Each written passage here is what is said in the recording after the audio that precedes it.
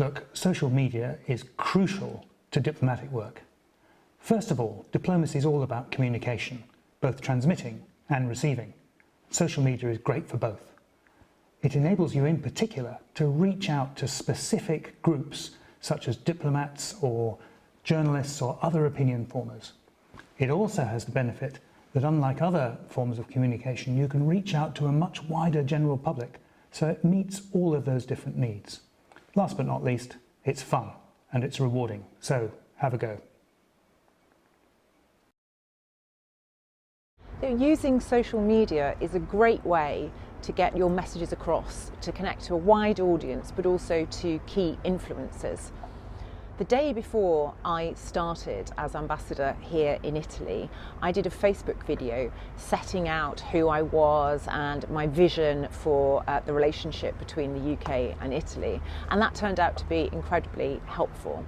And since then we use Twitter, Instagram, Facebook a lot to showcase what we do, to open the doors virtually to the work of an embassy.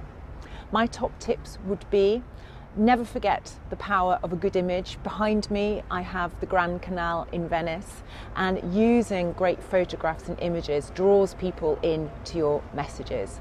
My other top tip would be: you be yourself, show a hint of personality. Of course we have to be serious, authoritative, but at the same time you will get people looking at your messages, following you more if you show every now and again a hint of personality. And finally, be careful, obviously, what you tweet, what you post. If you feel that it might not be right, seek some advice, talk to a colleague, talk to a friend before you press that tweet button. Hello everyone, I have 3 pieces of advice for you. First of all, think about your audience. Here in Switzerland, LinkedIn works for business, Facebook best for consular, and Twitter for general political profiling.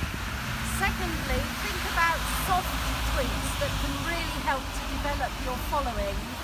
And thirdly, don't forget the weather. We have a saying here, there's no such thing as bad weather, only the wrong clothes, as you can see.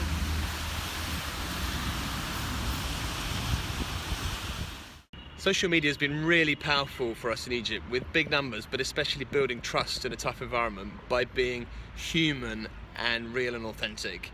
Starting with the audience, not with the message, and knowing your algorithm. So on Facebook, video is king if it's live and engaging. On Twitter, video doesn't work, but if you catch a moment when you can be funny, have an arresting phrase, that's great. And now we're going to try and see what works on Instagram. Hi, I'm Nick Hopton, British Ambassador to Iran, and I'm a Twitter user. Twitter's a great tool for me and my team to show people in the UK, in Iran and across the world what we're doing here.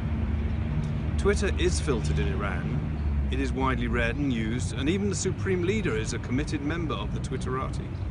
At the same time, it needs careful handling to avoid negative impact on the embassy's work. Twitter is an essential way to reach out and get our messages to Iranians at home and abroad.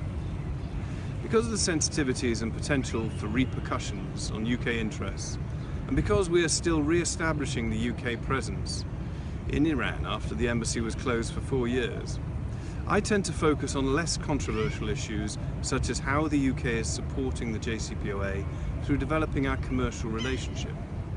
For instance, on visits to the north of Iran, I tweeted about opportunities for UK businesses to engage. Highlighting Iran's diverse and vibrant culture is also a way to build positive engagement with Iranians. For instance, I posted a photo of me enjoying a liver and onions wrap, street food in the Tabriz Bazaar. It's important to show that we're committed to being in Iran and that we try to experience all aspects of it. And it was also delicious. At the same time, as anyone who looks at my Twitter account will see, many UK and Iranian citizens use this channel to voice criticism of British government policies and approaches.